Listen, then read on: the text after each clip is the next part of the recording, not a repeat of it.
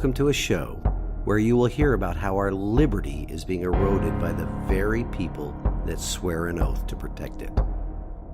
Today, the president signed a big new anti-terrorism bill that would expand the government's ability to track down terrorists, but at some cost. On this show, we will discuss many of the lies that the government that hates us, by the way, we will discuss the lies that the people in positions of power and influence spread every day. And what is the best way to confuse children? Confuse them about their sexuality, confuse them about their gender, expose them to things that their little brains are not ready for yet. That is how they are confusing children. It is leading to chaos, and Big Daddy government, of course, can be there to pick us all up and take care of us at the end of it. We will also talk about how current elected leadership at all levels of government has been corrupted by power and control, as well as discuss the types of leadership needed to correct our republic's course. We the people. It was time to remember that we the people are the government. Providing assistance for the Ukrainians to defeat the Russians, that's the number one priority for the United States right now. I am your host, Larry Linton, retired U.S. Navy Command Master Chief and prior Tennessee House of Representatives District 12 candidate, and welcome to the Liberty, Leadership, and Lies podcast. Welcome to this week's show, ladies and gentlemen. Well, folks, getting ready to head back to New Mexico for another 3-week engagement with my client.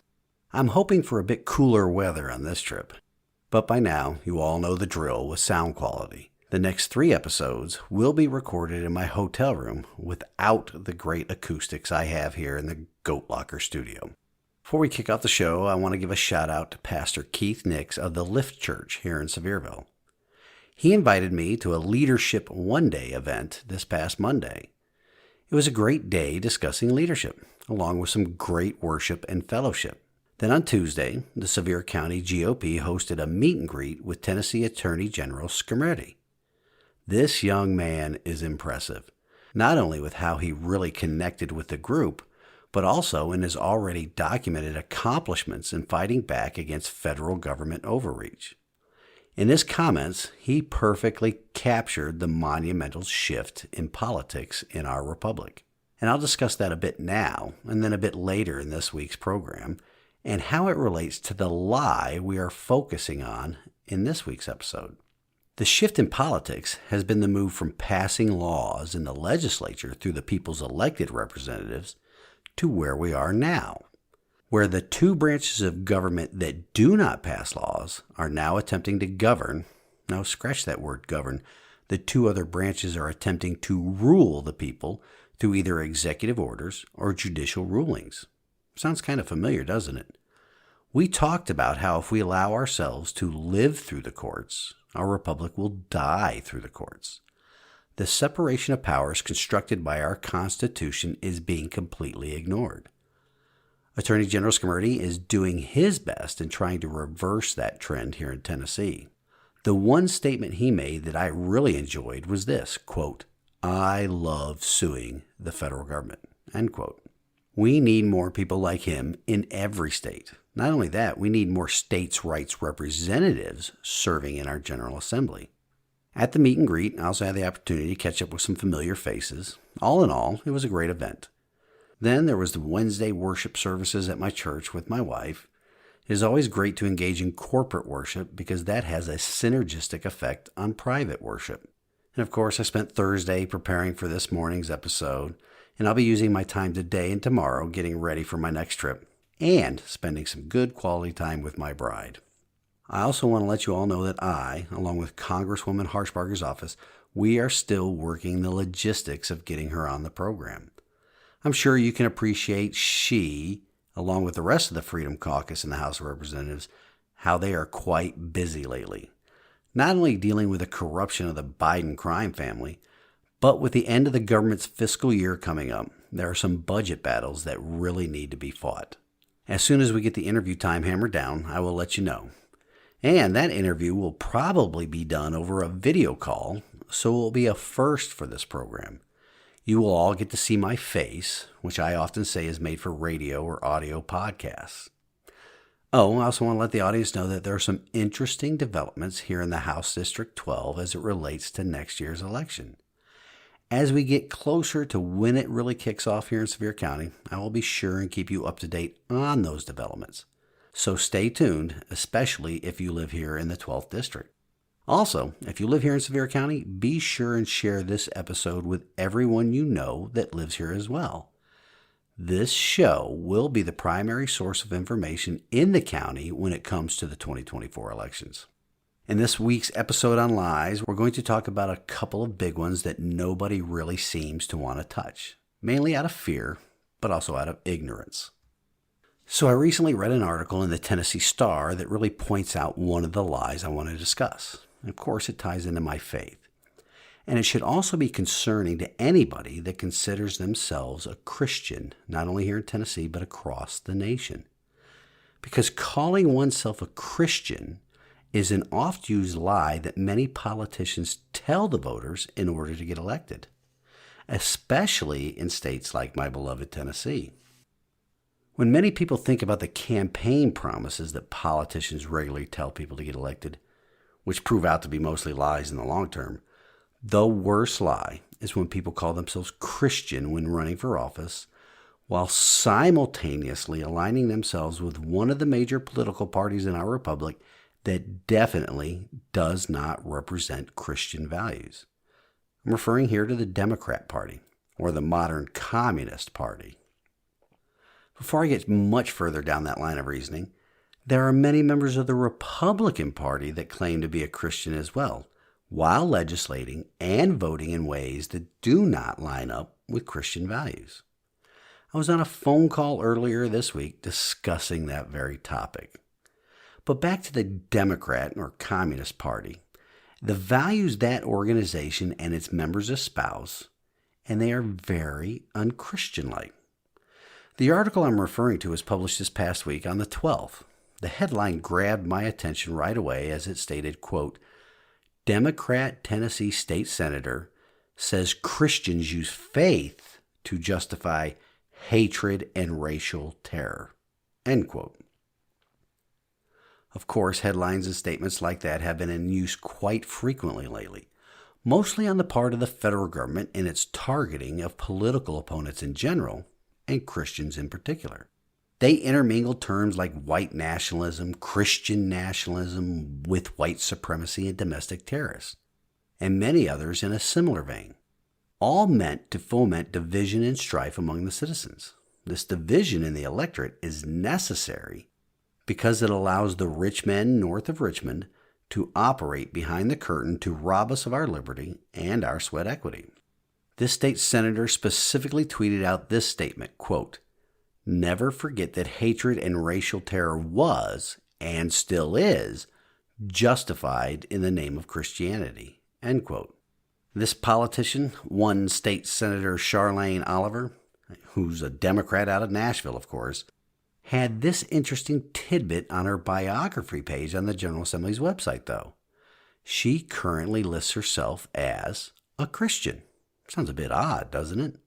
Much like those politicians that support, using our money, very unbiblical anti-Christian viewpoints and positions such as transgender surgeries for minors, drag queen sexualization of children, books in government schools that promote racism and sexualization of children, the killing of babies for the sake of convenience, and the list goes on and on.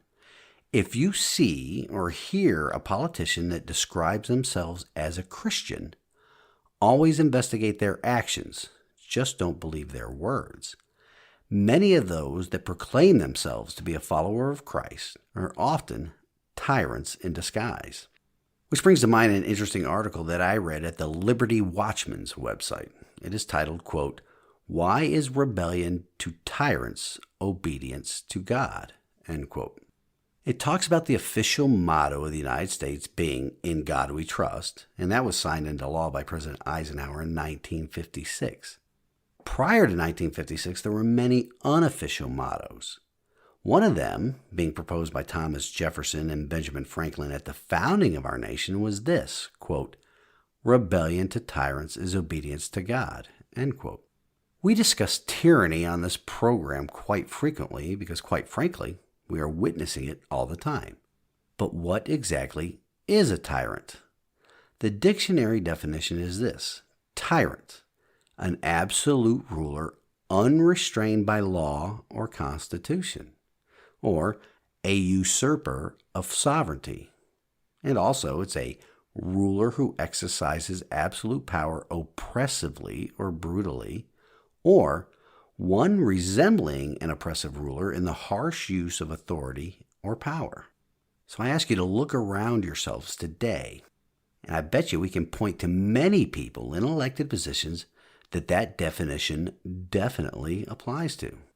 I'll hang that article up on the website for you all to read it. It is definitely worth your time. But one of the biggest lies being perpetuated on the citizens of our constitutional republic is this, and it comes from both political parties.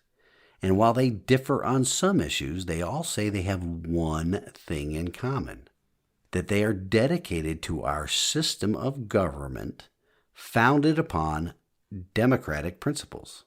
Every citizen should know by now that that is not true. First of all, our nation is not a democracy. That is a system of government whereby the mob rules. We are a constitutional republic where the individual is protected against the mob by the law, by the Constitution. Of course, there are many other ways to describe the differences between the two forms of government. But secondly, and what has become painfully obvious to anyone not living under a rock and wanting to be left alone, is this: government, at least some of the people in government, and mostly members of the Communist Party, have even shed the pretense of democracy and democratic principles once they get into elected office. I said mostly members of the Communist Party because we cannot leave out those many tyrants on the Republican side of the aisle either. And nothing has shown this to be more true lately than what is captured in this statement credited to Friedrich August von Hayek, who went by the abbreviation of his name, F.A. Hayek. And the statement is this, quote, "Emergencies have always been the pretext on which the safeguards of individual liberty have been eroded," end quote. What is a better way to say that? Well, it's this: if you let politicians break the law in an emergency, they will create an emergency in order to break the law. We were all witnesses to that during COVID scandemic number 1, which is why they will attempt it for their upcoming COVID scandemic number 2. The difference being they learn the lessons on how to implement their emergency measures and governmental quote-unquote emergency powers much more effectively. There were zero democratic principles behind any of the emergency powers claimed and the accompanying government actions. It wasn't even mob rule. It was tyrannical rule. I'll discuss how that mob rule is transforming into tyrannical rule in a bit of data revealed in a January 2022 poll conducted by Rasmussen. But back to the undemocratic principle of emergency powers claimed by government executives during the COVID scare. Those mostly unchallenged edicts led to what just recently happened in New Mexico. Late last week, Governor Grisham of New Mexico announced a public health order that suspended the constitutionally protected Second Amendment right to keep and bear arms. Not only that, the state of Nevada has open and concealed carry laws on the books that the governor also suspended. Her statement on the matter reveals the true nature of what the new aristocracy thinks about, quote-unquote, emergency powers. She said this: "If there is an emergency, and I've declared an emergency for a temporary amount of time, I can invoke additional powers. No constitutional right, in my view, including my oath, is intended to be absolute. There are restrictions on free speech. There are restrictions on my freedoms." It is sadly unfortunate that New Mexico Governor Grisham, a communist, is not alone in that particular belief. It also includes Republican governors like Transrepublican Bill Lee here in the state of Tennessee. These types of emergency orders, arbitrary, temporary, and I use the term temporary sarcastically because the closest thing to immortality that we all experience during our time on this temporary home is a government rule or regulation. But arbitrary suspensions of constitutionally protected rights and unilateral decrees without any underlying democratic principle, well, they spread faster than the COVID virus in 2020. Just as in Governor Grisham's case in New Mexico, these decrees used quote-unquote public health as the rationale. Reactions to these decrees varied by the political makeup of the states of these governors, but that was not always the case, like here in mostly red Tennessee. California saw the most sheep-like response from their legislature and courts and citizens. The California court system upheld Governor Gavin Newsom's broad exercise of power to, get this, modify laws or make new ones during declared emergencies. You see, executive branch authority does not extend to modifying or making new laws. But here we are. Michigan's Governor Whitmer, her efforts to bypass the legislature was slapped down by that state's Supreme Court. Some constitutionally minded judges issued the most compelling smackdowns of these mini tyrants, such as U.S. District Judge Stickman, who wrote in the 2020 case against Pennsylvania's governor. He stated, quote, "The Constitution cannot accept the concept of a new normal where the basic liberties of the people can be subordinated to open-ended emergency mitigation measures. Rather, the Constitution sets certain lines that may not be crossed, even in an emergency. Actions taken by defendants, which is the governor, cross those lines. It is the duty of the court to declare those actions unconstitutional." Unquote. Starting at the outset of the scandemic in March of 2020, multiple state legislatures have introduced bills to increase legislative branch oversight of executive branch emergency power authority. And we need to all hope and pray that that trend continues. This is necessary because the citizens have to act to restrict emergency powers because political executives have demonstrated two things for the past 3+ years. One, they love to rule by decree, not govern by the consent of the governed. And two, they only give lip service, meaning they lie, to the concept of democratic principles in our constitutional republic. It's so prevalent today that last year, communist elected representatives and senators at the federal level called on the White House to use emergency powers to advance green energy causes, clearly demonstrating they lie repeatedly in their claims to protect democracy or state that they govern using democratic principles. Executive orders, especially those issued under the guise of emergencies, are antithetical to those very same principles. Just this past May, the communist governor of North Carolina went so far to declare a state of emergency for public education. And why? Well, he did this because lawmakers, those are those elected representatives of the people chosen to serve under those democratic principles that the commies love to proclaim, they opposed him on education policy. You know, the child sniffer in chief has even laid claim to and retained some of those scandemic powers even after ending the COVID-19 emergency declaration in May. Anytime a member of the executive branch, even those agencies that are part of the executive branch, claim some sort of emergency power not delegated to them by specific laws passed by the people's representatives in the legislative branch, or if they broaden the interpretation of the charters originally used to establish their regulatory authority, it is a usurpation of the people's authority and proves the lie that our government operates using democratic principles. I believe we talked about Justice Gorsuch's smackdown of emergency powers on an earlier episode. Let me just recap what he said on this topic again. He said, quote, "Since March 2020, we may have experienced the greatest intrusions on civil liberties in the peacetime history of this country. Executive officials across the country issued emergency decrees on a breathtaking scale. Doubtless, many lessons can be learned from this chapter in our history, and hopefully serious efforts will be made to study it. One lesson might be this: Fear and the desire for safety are powerful forces. They can lead to a clamor for action, almost any action, as long as someone does something to address a perceived threat." End quote. Much as we saw in Governor Bill Lee's call for a special session of the Tennessee General Assembly to quote-unquote do something in the aftermath of the transgender shooter at the Covenant School in Nashville earlier this year, executives fail in their oaths of office and their oaths to the state and federal constitutions when they undertake these actions that clearly demonstrate they do not believe in the democratic principles of the founding of this republic.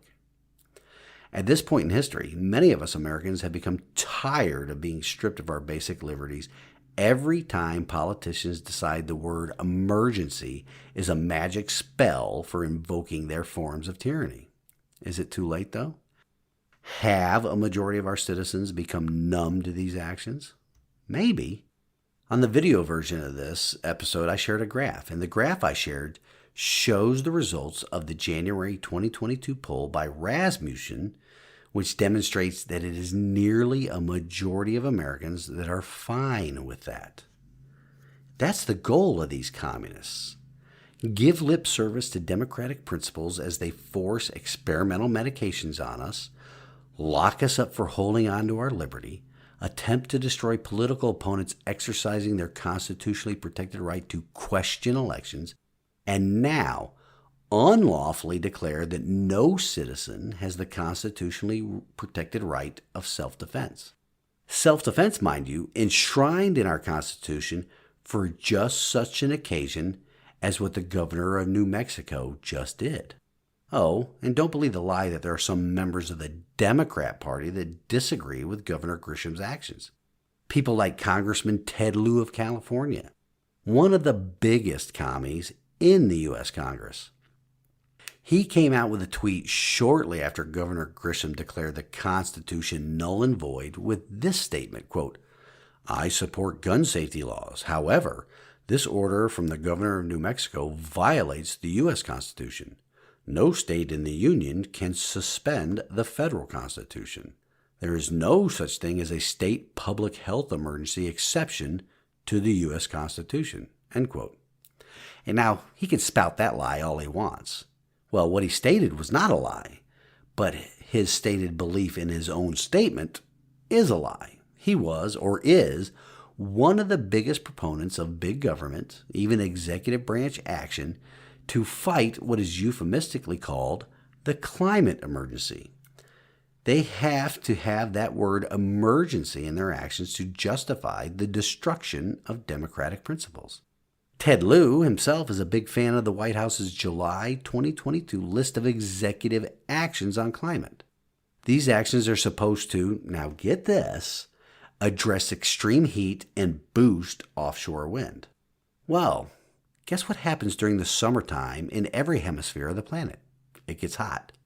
But casting democratic principles aside to take emergency action because it gets hot in the summer is just par for the course for these tyrants. Because making the citizens pay more, either in taxes or increases in the cost of living, is definitely going to cause it to not get so hot during the summer, right? Oh, and this little fact is never addressed by the cabal in D.C. or in state capitals around the country. There are more human deaths caused in this country every year by cold weather than there are that are caused by warm weather. Don't worry, though. They will come up with some sort of emergency power to rob us of our liberty to not only make the planet cooler in the summer and warmer in the winter, though. It's coming. But back to my main point about Ted Lieu and the other communists. They are right now saying that the governor of New Mexico cannot do what she did. What they really mean is that she shouldn't have done what she did right now.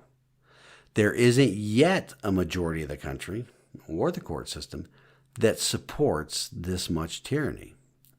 But it is coming if we don't put a stop to it. Governor Grisham came out with this order too soon and will now put even more scrutiny on emergency power declarations and usage by executive branch officials.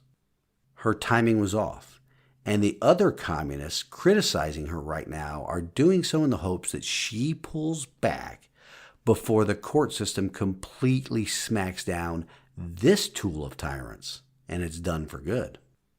Mr. Aaron Blake, a reporter for the Washington Post of all places, had this to say about this trend of ignoring democratic principles. Quote, "The move builds upon a growing tendency in American politics for governors to test the limits of their authority and effectively dare the courts to stop them. Democrats have warmed to this approach, and even in some cases when they had indicated that they didn't have those authorities." Unquote.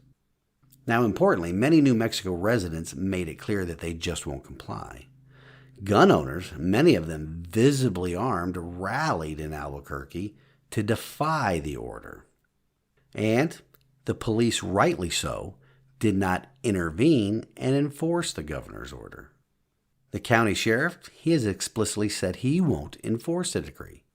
Undoubtedly, there will be challenges to this tyrant's orders, and they'll work their way through the courts and the legislature. But that's where we are right now. And that's what Attorney General Scammurdy was referring to. How the legislature is no longer making laws. We're leaving it up to the courts. But now let me backtrack to where the government's claimed emergency powers almost mimicked mob rule. I alluded to it earlier, and it's in a survey conducted by the Heartland Institute and Rasmussen reports. It was discovered that although many citizens of the Republic were skeptical of the federal government's response to the scandemic, which means that people capable of critical thinking were skeptical, the survey they conducted revealed that a majority of Democrats embraced the restrictive policies of mandates and lockdowns espoused by the child sniffer in chief's administration and its favorite angry yard gnome, Fauci. This included punitive measures against those who haven't gotten the emergency use authorization experimental jab that is often administered without implied consent, but through coercion. That poll or survey found that 48% of voters favor the Escape Dementia Wards patients' plan to impose a COVID-19 vaccine mandate on the employees of large companies and government agencies. That same percentage, 48, were opposed to the resident-in-chief's mandate. It's nearly a case of mob rules, right? How bad do you think it would have gotten had 51% of the voters agreed with the mandates? Likely, we would be seeing a much different country right now. One of near totalitarian control, or one at war with itself. And I mean real war, not this war of words and memes. Now, as I said earlier, I posted a screenshot of the survey results on the Rumble and YouTube version of today's podcast. I did that for a very important reason. Because the graphic shows that it isn't just the communists, the Democrats, that were in favor of this tyranny. The data shows that even some Republicans supported these measures as well. Measures that included fining the unvaccinated, locking up the unvaccinated in their homes, sending the unvaccinated to quarantine camps, taking the unvaccinated people's children away from them, and even fining or jailing critics of the vaccine. Ladies and gentlemen, just how close are we? As I have discussed on the show previously, we have already reached the level of living in a police state in our nation. But this data from January 2022, coupled with the current administration's unfettered attack on its political opponents, should demonstrate one thing quite clearly. When the next scandemic comes along, and it most assuredly will, what has been demonstrated by a government that now hates us is this: there will be no consideration of democratic principles in how the government handles the next emergency. The government will also define any situation it wants to as a quote-unquote emergency, such as climate change emergency, or like the communist governor of New Mexico, a public health emergency, in order to exercise unconstitutional and unchallenged power. In fact, the powers the new aristocracy will wield will in part be to destroy the Constitution, to pave the way for more power and control. Just go back and look at that graphic again, because it shows that it isn't only the communists that supports using Constitution shredding emergency powers. Republicans do as well. So, do not believe the lie that our government and the elected officials currently serving in it govern by democratic principles. Well, that's all the time I have for this week, folks. In closing, we have this week's wisdom from God's Word, and today it comes to us from Acts 5:29. But Peter and the apostles replied, "We must obey God rather than any human authority." Our official motto, the people's official motto going forward from this point on, must be this: rebellion to tyrants is obedience to God. Once again, thank you all for listening, and I pray that you all enjoy the rest of the weekend. Until next week, stand in the arena with me. Reveille, it's time to wake up.